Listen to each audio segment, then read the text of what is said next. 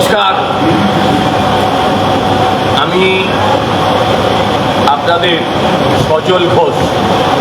আমি প্রথমেই বরানগরবাসীকে জোর হস্তে নতমস্তকে প্রণাম জানাই।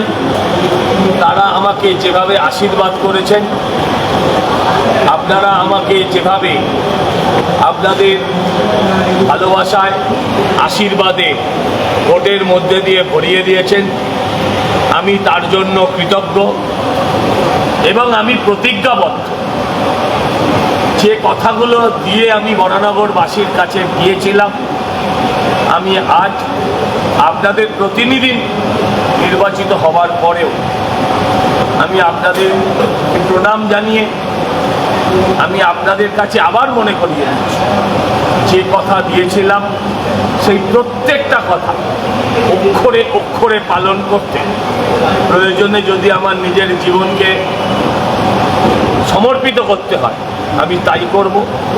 আর সঙ্গে সঙ্গে আমি সকলের কাছে অনুরোধ করব, আমি সকলের কাছে প্রার্থনা করব, ভারতীয় জনতা পার্টির কর্মী থেকে শুরু করে আমি জনসাধারণের কাছে অনুরোধ করব যে আপনারা কেউ অসহিষ্ণু হবেন না, এমন কাজ করবেন না। মানুষ যেভাবে দুহাত তুলে আমাদের আশীর্বাদ করেছেন, সেই আশীর্বাদে কোনো রকম যাতে আঁচল লাগে। আমি আপনাদের কাছে প্রার্থনা করব, কুকুর কামড়েছে পায়ে তাই কুকুরকে কামড়াতে হবে, এই কথা কিন্তু সঠিক নয়। আমি আগেও বলেছিলাম বরানগরের উন্নয়নকল্পে আমি কাজ করব এবং বরানগরকে আমি সমাজ বিরোধী মুক্ত করার জন্য প্রাণপণ প্রচেষ্টা চালাবো নয়, করব। এবং এটাও বলে যাচ্ছি যে আজকের থেকে আমি আর শুধু ভারতীয় জনতা পার্টি, এই মুহূর্ত থেকে আমি বরানগরবাসী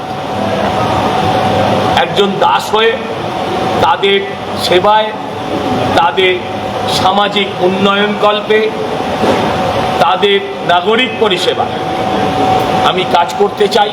এবং এই কাজ করতে যারা আমার বিরোধী আমি তাদেরও সহযোগিতা চাই।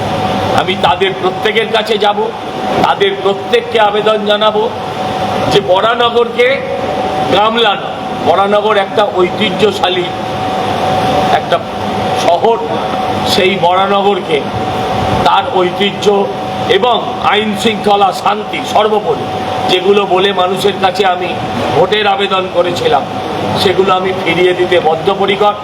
আমি শুধু আপনাদের সহযোগিতা পেয়েছি, আশীর্বাদ পেয়েছি, তার জন্য প্রণাম জানাই। আর সহযোগিতা চাই, আশীর্বাদ চাই। আগামী দিন একসাথে যাতে আমরা সকলে দলমতের ঊর্ধ্বে উঠে বরানগরের মানুষের সেবায়, বরানগরের মানুষের স্বার্থে কাজ করতে পারি। জয় হিন্দ, বন্দে মাতরম।